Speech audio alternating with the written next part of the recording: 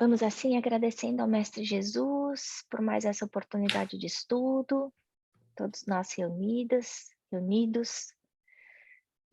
com a equipe de André Luiz, com a equipe de Emmanuel, nesse capítulo tão intenso que é o capítulo 4, que é uma viagem a essas zonas infernais, a uma delas, né? Que a gente sabe que não é só uma.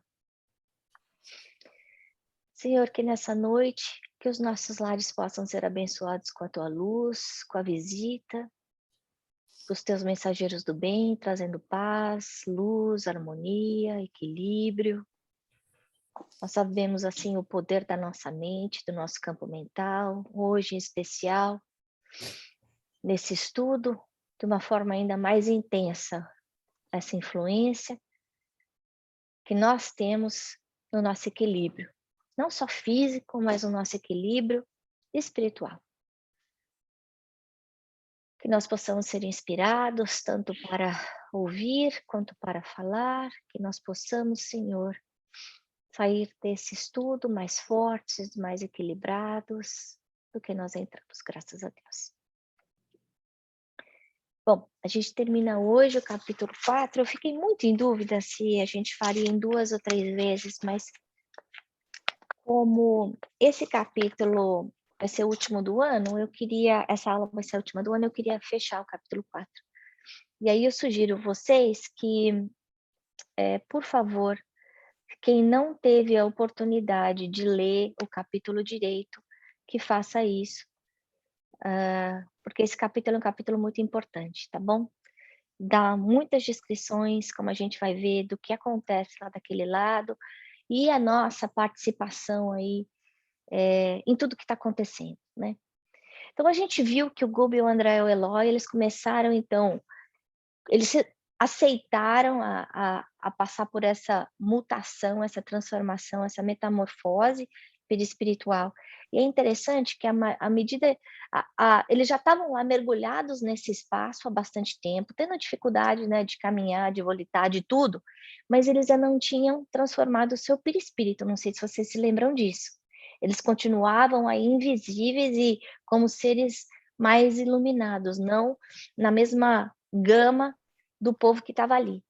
E aí o Gubi fala, bom, para a gente conseguir ajudar essas pessoas de verdade, a gente vai ter que ficar do mesmo nível delas. Não tem como a gente ajudar alguém que está mergulhado na lama sem a gente se sujar de lama, né? E é isso que eles fazem, eles começam a aspirar aquela atmosfera. Mas olha só a força da vontade, gente. Porque foi uma decisão consciente deles fazer essa metamorfose. Se eles tivessem deixado cair padrão vibratório, aí sim, provavelmente eles tivessem já sentido toda aquela asfixia e tudo mais que a gente viu o Eloy sentindo, né? Isso dele ter que ficar deitado no chão, sofrendo, né? Nessa absorção. E aí a gente vê também como esses fluidos são pesados, são ruins de ser absorvidos, que é uma sensação de dor, de sofrimento, não é um prazer. E essa atmosfera é o quê? Do que a gente está falando? Essa atmosfera é formada pelo pensamento de cada um deles, de todas aquelas pessoas que estão reunidas nessa zona infernal. Então a gente volta aí a pensar de novo na nossa casa, como é que é. Se a gente traz para nossa casa lixo mental, qual que vai ser a gravidade do ar dentro da nossa casa? Vai ser uma gravidade muito alta, vai ser pesado, vai ser difícil de respirar. Quem é de vocês já entrou em alguma casa, em algum lugar, e teve dificuldade de respirar nessa casa? Eu já tive várias vezes. Por quê? Por causa dessa densidade pesada dos pensamentos das pessoas que moram ali. E aí a gente vê que a gente pode conscientemente querer se ajustar a essa atmosfera, ou a gente pode ser absorvido por engolido por essa atmosfera. E aí a gente vê a pergunta interessante do nosso amigo Eloy. Mas agora, né, será que para a gente se transformar e e aí vai aparecer uma coisa que a gente não é, a gente vai estar mentindo. E é bonito isso que o Gubbio fala, né? Essa lembrança, essa referência que ele faz em relação a Jesus. Que não faça a sua mão esquerda o que faz a direita. Então é importante a gente lembrar de dar sem humilhar o outro, sem fazer com que o outro sinta que nós somos melhores do que ele. Não. Então é muito melhor, a gente faz a outra pessoa se sentir bem quando a gente abaixa do mesmo nível dela. Importante isso, a gente lembrar disso. Que quando a gente estiver ajudando, a gente ajudar sem esfregar na cara da outra pessoa que a gente está dando, né? Porque muitas vezes a gente faz isso até sem perceber. Mas se a gente for lembrar aquele chamamento de Jesus, né, de que todos nós viemos aqui para servir, que aqueles que sabem mais, a gente vai ver isso, que receberam mais, tem muito mais responsabilidade para poder dar. Nós somos obrigados a dar. Nós somos devedores daqueles que sabem menos, né? Então, se a gente for pensar, Dr. Bezerra de Menezes, de alguma forma, tem uma obrigação moral de ajudar a gente, né? Esses espíritos mais elevados, eles ajudam, claro, pela bondade, mas nessa matemática espiritual, quem tem mais tem a obrigação de estender a mão, tem a obrigação de servir. E muitas vezes a gente se esquece disso, a gente acha que a gente está aqui na Terra para receber. Não, a gente existe para dar, não é para receber. Bom, e aí ele faz uma recomendação muito importante. Então, ele explica, olha, a gente vai entrar agora numa área complicada. É uma viagem assustadora. E a gente vê que o Eloy parece mais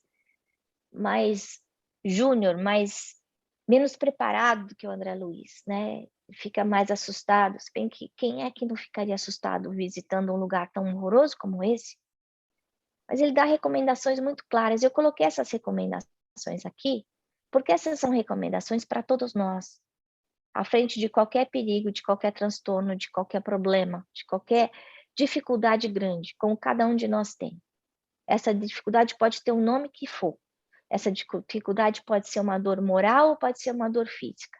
Ou pode ser uma dor material, não importa. O que ele fala? Da calma e da energia. Que tipo de energia? Energia positiva. Então, a gente não cair para aquela sensação, para aquela postura de vítima, de sofrimento, de dor, de pena de nós mesmos. Oh, tadinha de mim, ninguém me ama, ninguém me quer, ninguém me dá atenção. Oh, tadinha de mim, eu estou sofrendo tanto, ninguém lembra de mim. Não. Eu ter tranquilidade e continuar perseverando, indo para frente. A outra coisa, a gente manter a doçura. Então, não é para a gente se endurecer com a dor, né? Tem aquela história que se a gente pegar uma pedra, uma cenoura em um ovo e colocar dentro da água fervendo, o que vai acontecer com a pedra? Ela vai entrar dura e vai sair dura, vai mudar. Se a gente pegar a cenoura e colocar na água fervendo, ela vai entrar dura e ela vai sair mole. Se a gente colocar o ovo na água fervendo, ele vai entrar mole, ele vai sair duro.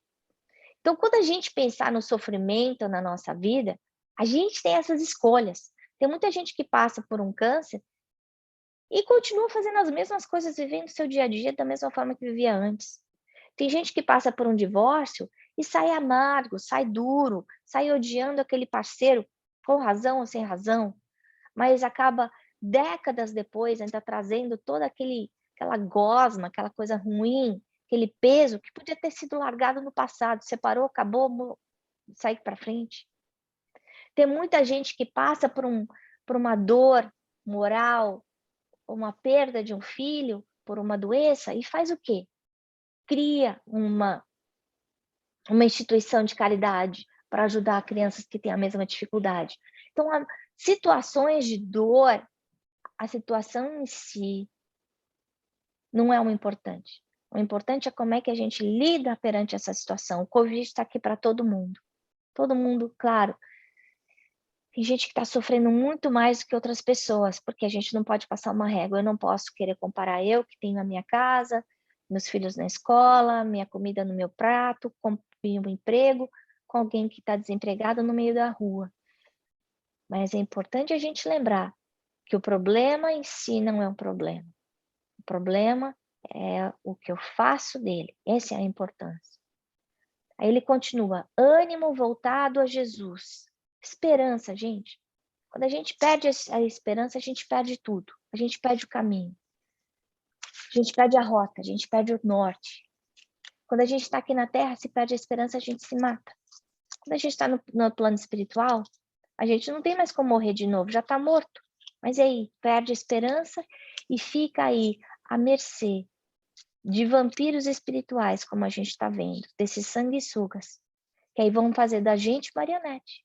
Porque se eu não tenho força para reagir, para me proteger, se eu não tenho vontade, a minha vontade vira a vontade do outro. E outra coisa que ele fala que eu achei muito importante, que não é o desejo da gente fazer justiça.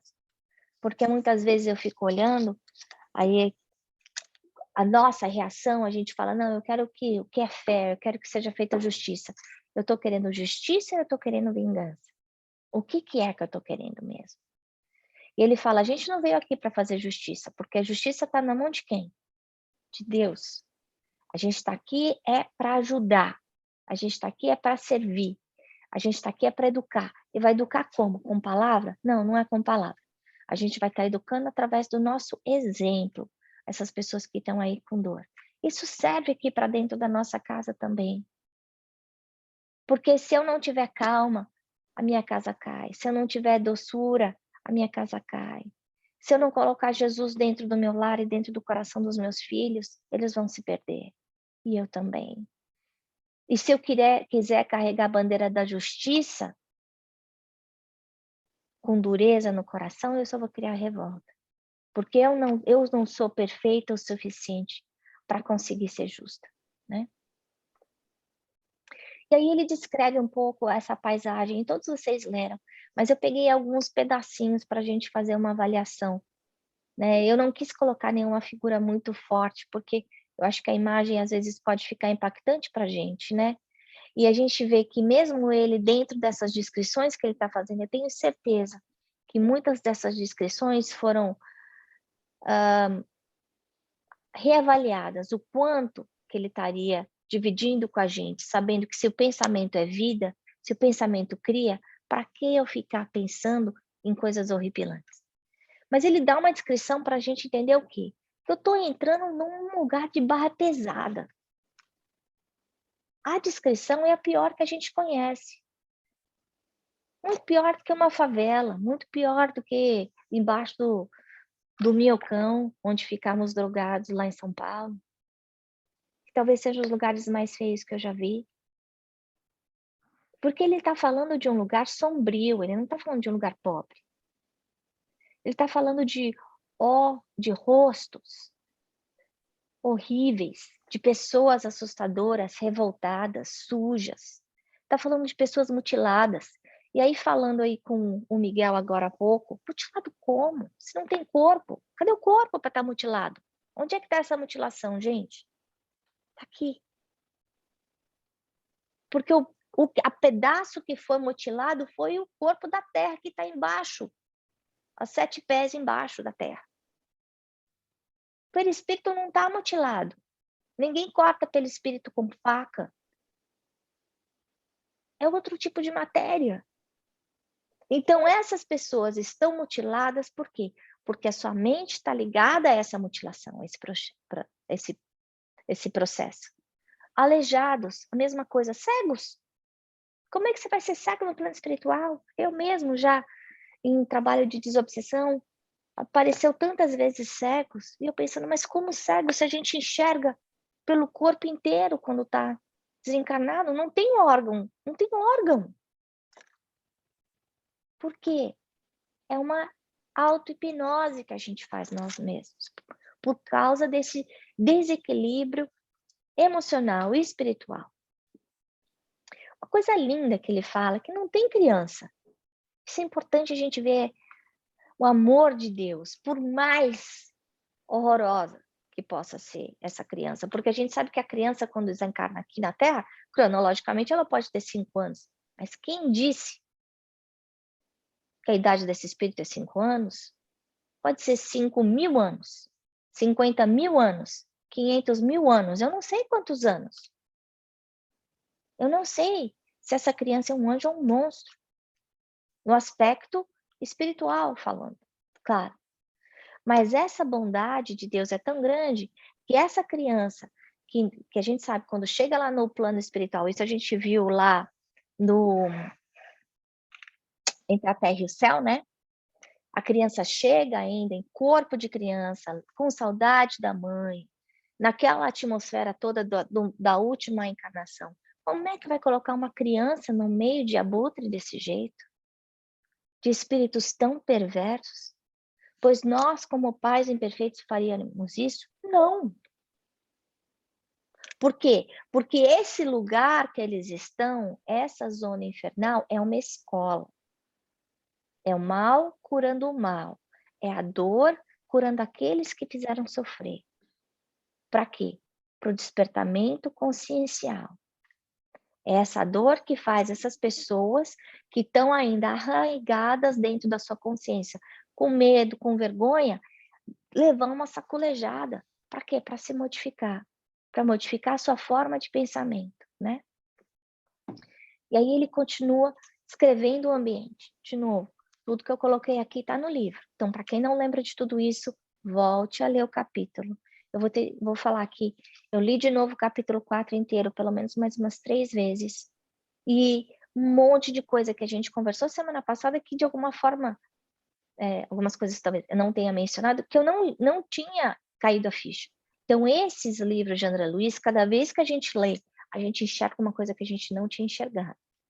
Aí ele descreve, então, o ambiente, as casas, os becos escuros, sujeira, o mau cheiro, os animais. A gente está acostumado a ver gatinho bonitinho, passarinho cantando no quintal. Não tem nada disso.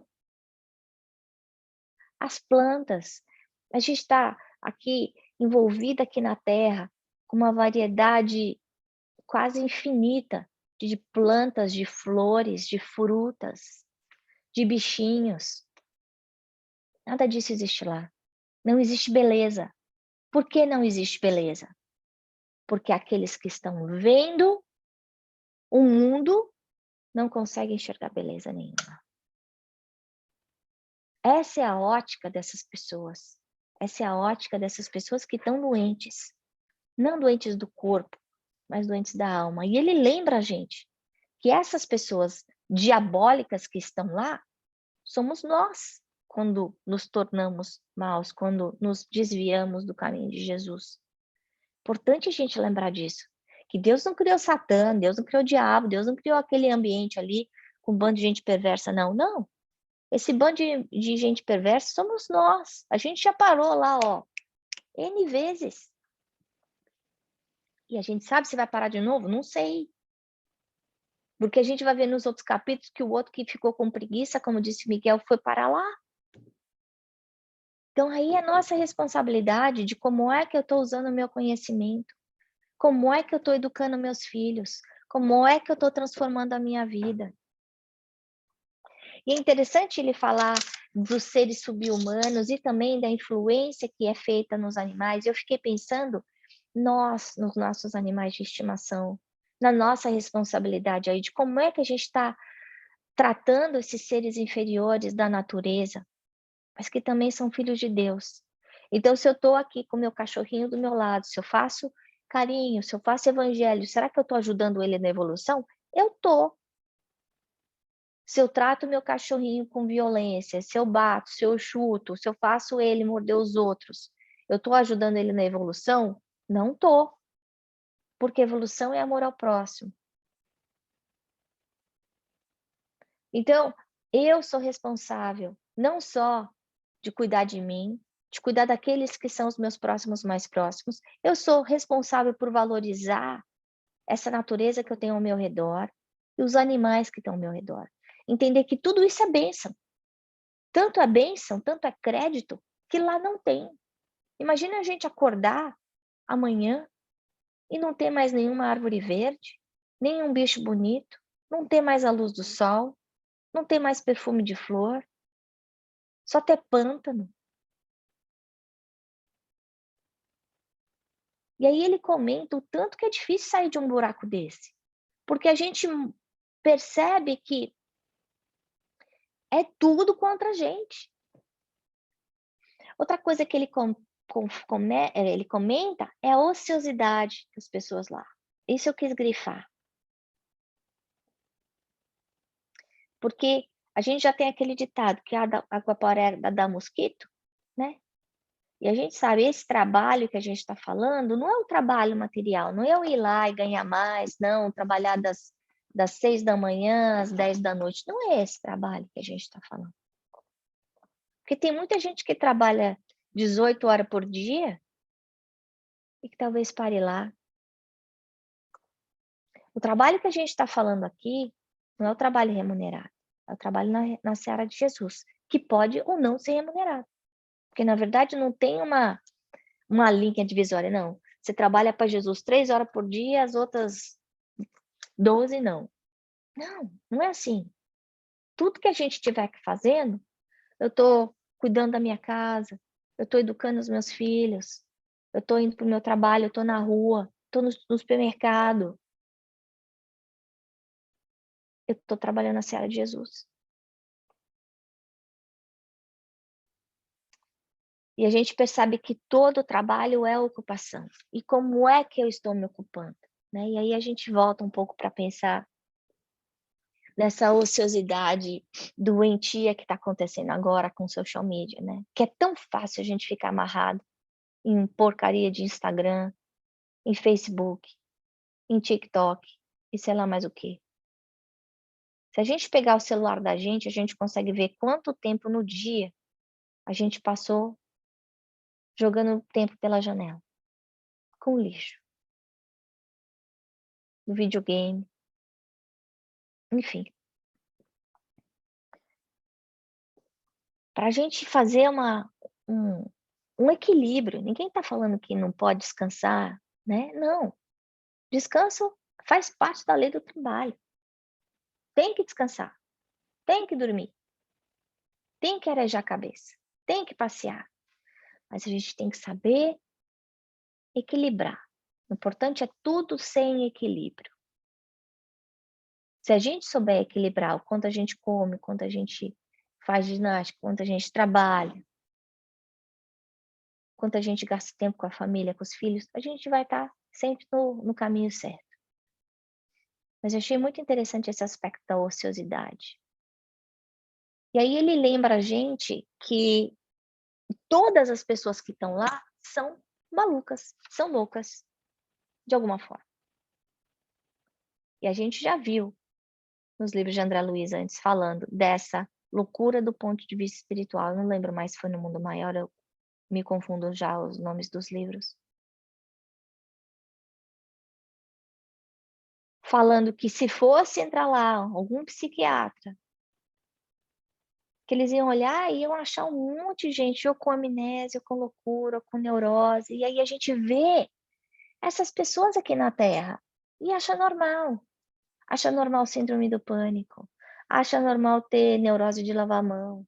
Acha normal isso e aquilo. Se esquecendo que se tem um aspecto físico que pode ser tratado pela medicina da matéria, pela medicina tradicional, existe um aspecto espiritual importantíssimo que precisa ser considerado. E o que vai acontecer? Essas pessoas que estão nessa síndrome de desequilíbrio de alguma forma, se desencarnar, o que vai acontecer? Vão continuar do mesmo jeito. Então, essa loucura, ela não está presa numa disritmia cerebral. Essa loucura está presa a um desequilíbrio mental. E como é que a gente conserta esse desequilíbrio mental? Trabalhar autocontrole, disciplina, dá trabalho. Dá trabalho. a gente ter controle. Porque é muito mais fácil a gente ter um ataque de uma hora para outra. A gente precisa aprender a se controlar, a respirar, a usar a água santa do Chico, a rezar, a ir tomar um banho, a fazer uma caminhada. Precisa pedir ajuda médica? Claro! Todas as ferramentas que tiverem disponíveis a mim, sejam ferramentas de um médico, de um psicólogo, de um psiquiatra, de uma meditação, precisa ser usada. Eu posso usar as ferramentas que o Espiritismo me fornece como passe, como prece? Claro, isso tudo preciso usar. Se Deus deu para a gente essa oportunidade de acesso a todas essas informações, é porque elas estão disponíveis. Mas o que eu quero ratificar aqui é que esses desequilíbrios que a gente trata com tanta naturalidade hoje no dia a dia, essas neuras todas que a gente convive e que as pessoas vivem tomando remédio para controlar essas neuras, elas precisam ser controladas. Mas isso precisa do quê? De vontade e ação, né? Além do uso das ferramentas. Aí o Gubbio fala assim: nada se perde em matéria de ações, palavras e pensamentos. Ações, palavras e pensamentos. Vou repetir: nada se perde. E eu coloquei essa laranjeira, por quê? Porque a gente, algumas semanas atrás, estava ensinando a lei de causa e efeito para as crianças. Eu adoro o exemplo das plantas, porque é tão óbvio. Se eu planto semente de limão, eu vou colher limoeira. Se eu planto semente de maçã, eu vou colher macieira. Se eu planto coisa boa, eu vou colher coisa boa. Se eu planto coisa ruim, eu vou colher coisa ruim. É simples assim. Mas o que ele está lembrando a gente é que em tudo, não é só o que eu faço, é também as minhas palavras e são também os meus pensamentos. E aí ele fala: no exterior permanece o que temos em nossa consciência. Olha só. A parte de fora reflete o que eu tenho dentro. Aqui fora, aqui na Terra, a gente vai lá num plástico, vai, estica, encolhe e fica bonito. No plano espiritual, toda essa consciência plasma essa matéria tão maleável e fluídica quanto o perispírito e molda ela à mercê dos valores que a gente tem dentro de nós. Então, se eu sou luz, eu viro um espírito de luz. Se eu sou treva, eu viro uma coisa escura, assustadora. O perispírito para a mente é uma cápsula mais delicada, porque a gente já sabe que o corpo é uma cápsula do perispírito. Então, falando que é uma cápsula mais delicada do que o corpo, mais suscetível de refletir-lhe a glória ou a viciação, em virtude dos tecidos rarefeitos de que se constitui.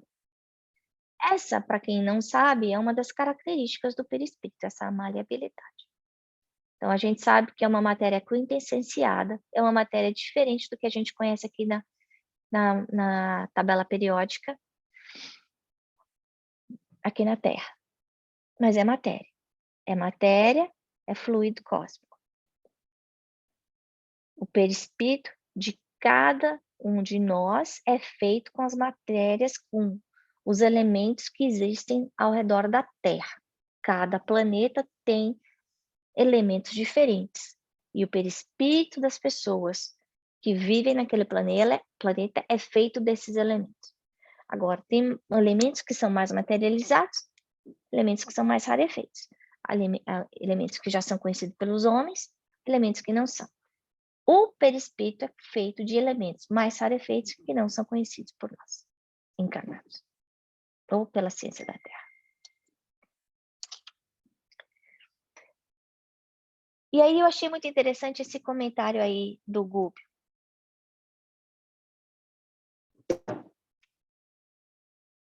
Não dá para tirar uma outra pessoa de lá. O buraco é muito grande. E aí ele fala, é impraticável a enfermagem individual e sistemática numa cidade em que se amontoam milhares de alienados e doentes. Milhares, gente. Milhares. E essa cidade está em cima do Rio de Janeiro. Essa cidade está ligada às pessoas que estão no Rio de Janeiro. Aí ele continua, quem cura nesses lugares há de ser o tempo com a piedade celeste, ou a piedade celeste, por intermédio de embaixadores de renúncia, em serviços de intercessão para os espíritos arrependidos, que se refugiem na obediência aos imperativos da lei, inspirados pela boa vontade. E a gente sabe que existem postos de socorro em todas as zonas, em todos os níveis. E esses postos de socorro estão ali para quê? Para abraçar aqueles que estão prontos para ser resgatados. Aquele que quer continuar cego, vai continuar cego. Porque só vai ser salvo aquele que estiver pronto para mudar. Mas a gente tem que lembrar que a mão de Deus está em todo lugar. A gente pode não enxergar pela nossa própria ignorância, pela nossa própria cegueira. Mas ela existe.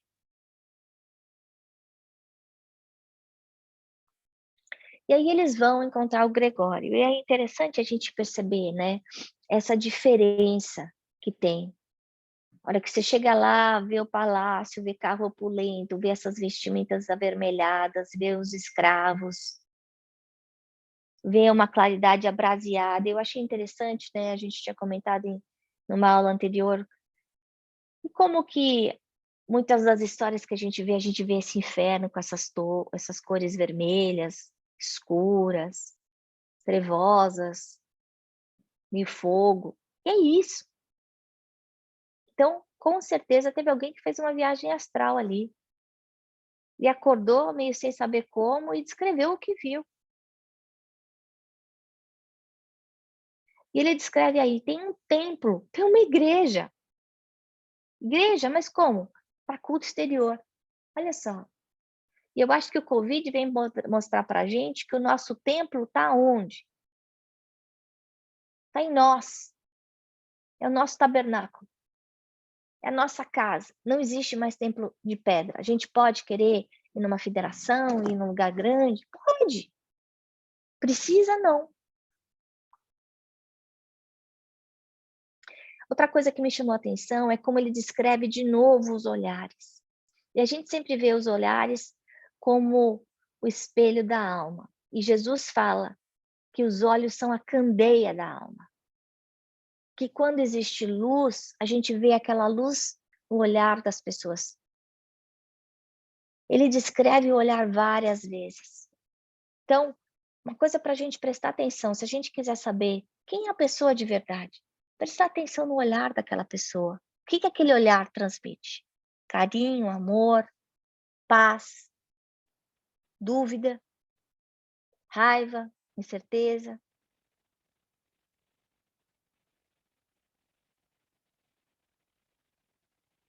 Mas principalmente a gente vê que para a gente transmitir paz, a gente precisa ter essa paz anterior. E daí Jesus falando dessa candeia dentro de nós. E para encerrar, que eu já estourei o tempo, botei 3 coisas.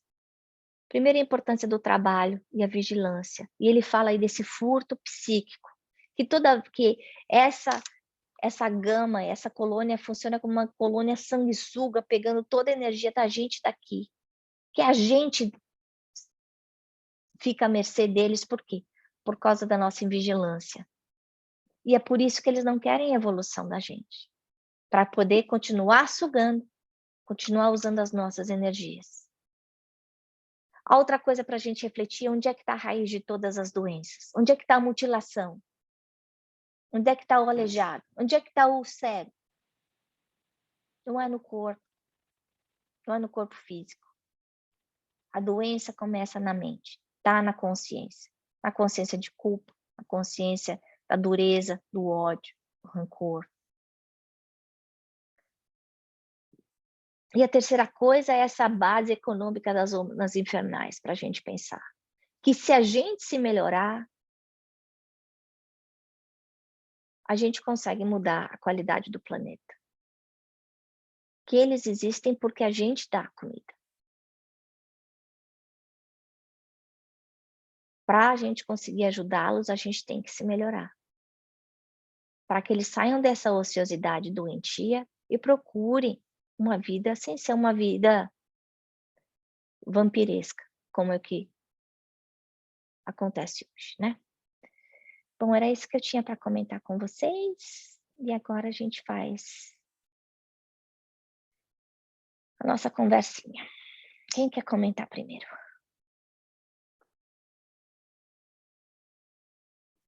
Eu tenho algumas dúvidas, Ana. Não sei se são comentários sobre o capítulo, mas são algumas dúvidas. Não sei se eu falo agora ou espero o resto do grupo comentar. Pode falar.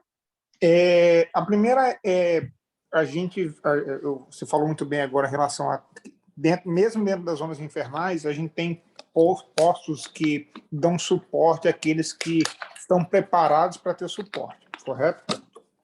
Eu pensei muito na questão da reencarnação. Né? Quando a gente fala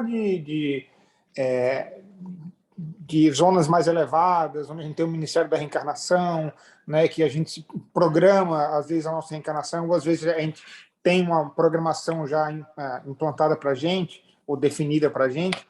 Como é que acontece a reencarnação nessas zonas infernais? Tipo, quem não tá preparado para reencarnar, ou quem não tem esse discernimento, não vai encarnar até conseguir esse discernimento, ou algumas vezes por intermédio de alguém mais elevado, que está numa zona mais elevada e sabe, quer tentar ajudar, quer tentar resgatar, existe a possibilidade de resgate ou de uma nova tentativa de reencarnação?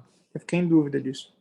Então, esse livro é sobre isso mesmo, a história do Gregório. O Gregório vai ser sobre isso, mas ele precisa ser resgatado, então ele precisa ter primeiro uma...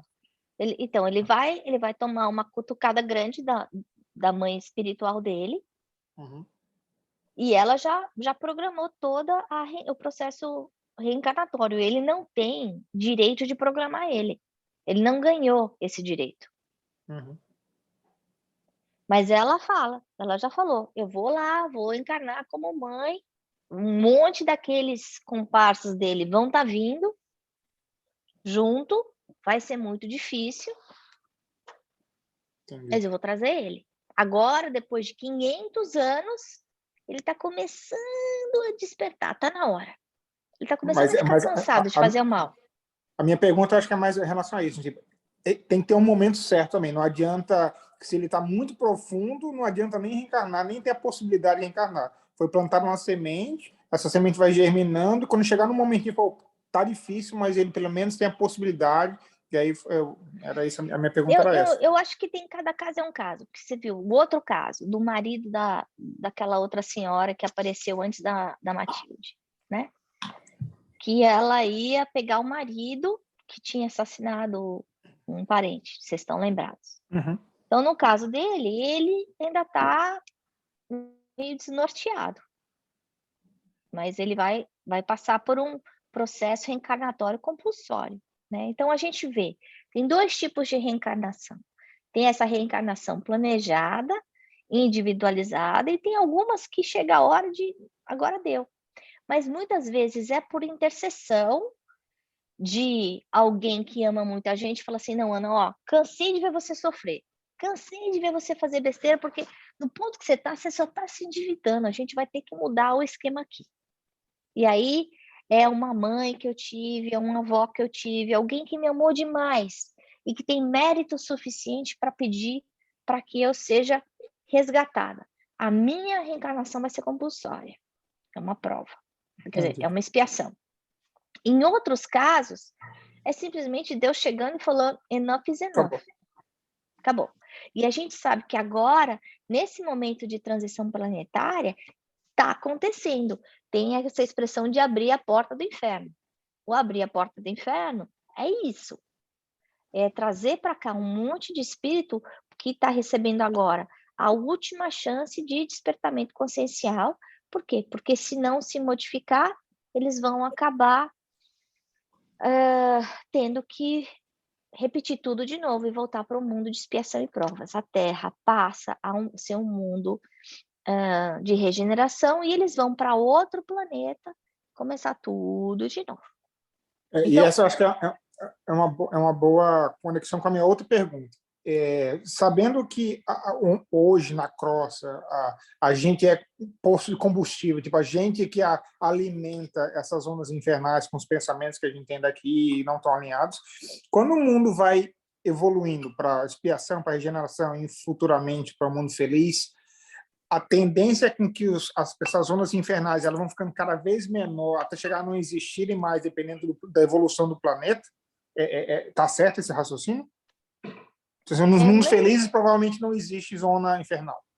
Não, porque vai estar sempre paralela à qualidade das pessoas que estão aqui, né? Obrigado. Eu posso até adicionar o JC? Não sei. Jace Miguel. O livro, o último livro do Divaldo, que é No Rumo do Mundo de Generação, eles explicam uma dessas zonas, que inclusive é no Rio de Janeiro, até pensei que era essa. E depois o Divaldo fala, ele revela numa entrevista, falando na Mansão do Caminho, que essa zona que foi transferida para o mundo primitivo era uma zona sobre a Serra da Mantiqueira, Rio de Janeiro, né?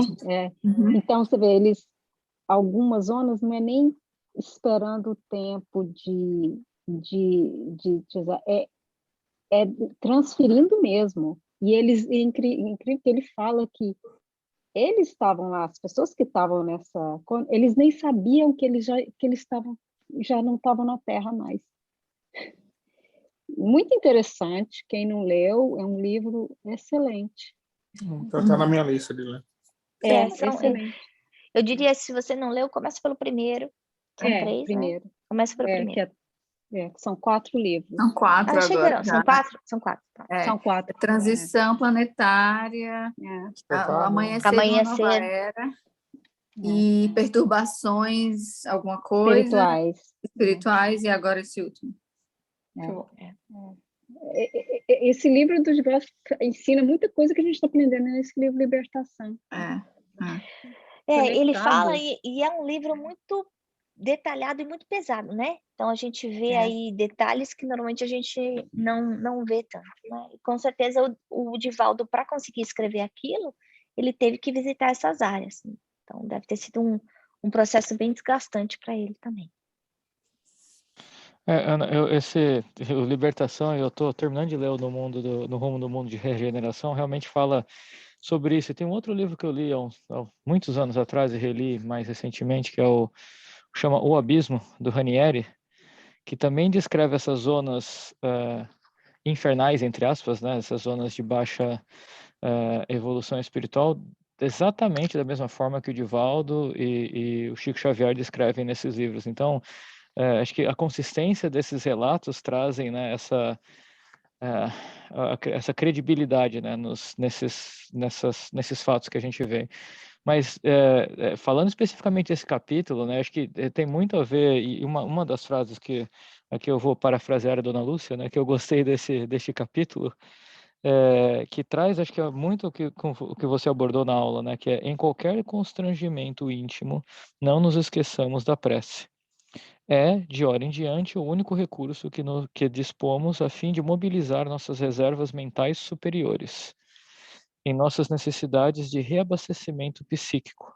Qualquer precipitação pode arrojar-nos a estados primitivistas, lançando-nos em nível inferior, análogo ao dos espíritos infelizes que desejamos auxiliar. Então, para mim, chamou muita atenção que, mesmo eles, estando em nível já mais elevado, ao visitar tal região, tem que ter essa preocupação em manter o pensamento em elevação, né? Tamanha a energia daquele lugar, mas também acho que reforça o quanto, você falou muito bem aqui, o quanto sermos vigiantes o tempo inteiro, né? E rezarmos, e orarmos, e fazermos a prece, e praticarmos a reforma íntima, e nos mantermos nessa conduta espiritual elevada é importante.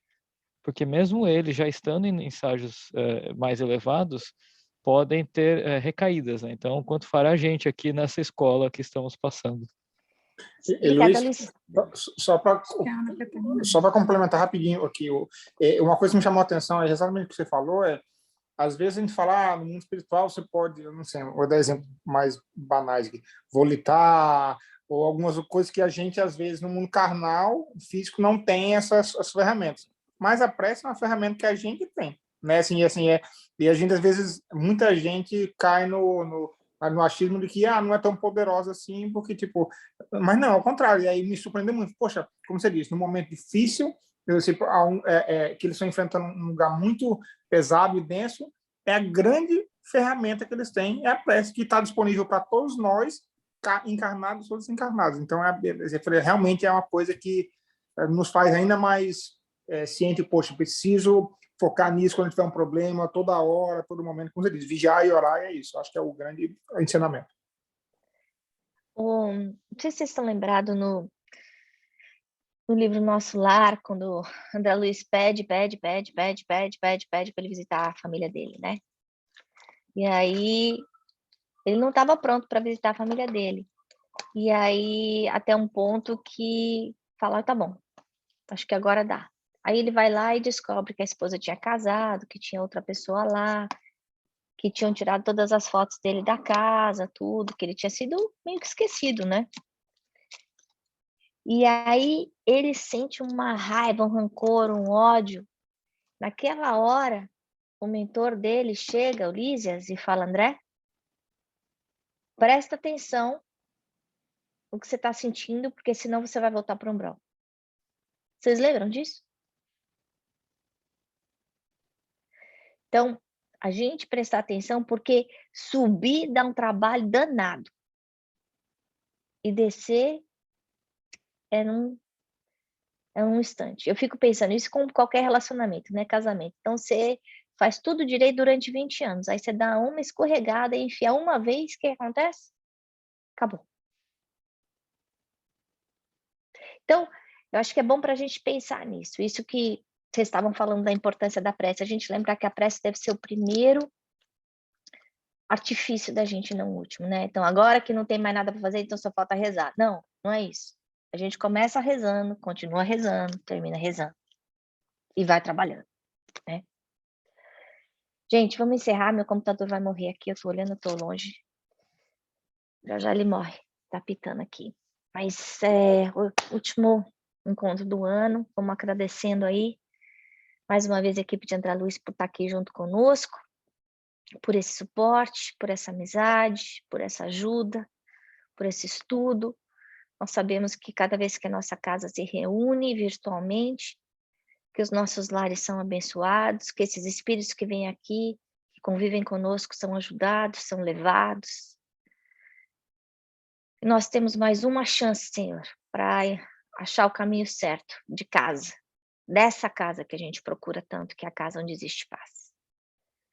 Que nesse mês que é o aniversário de Jesus, que nós saibamos celebrar o nosso mestre, o nosso amigo, o nosso irmão maior, que nos mostra o caminho, segura a nossa mão e nunca nos deixa sós. Obrigada, Pai, pela tua eterna misericórdia, pelo seu amor infinito, pela sua paciência conosco. Abençoa o nosso centro, protege a todos nós, os nossos familiares, durante as férias. Que nós possamos estar aqui reunidos de volta, na continuidade desse estudo, daqui a um mês. Graças a Deus.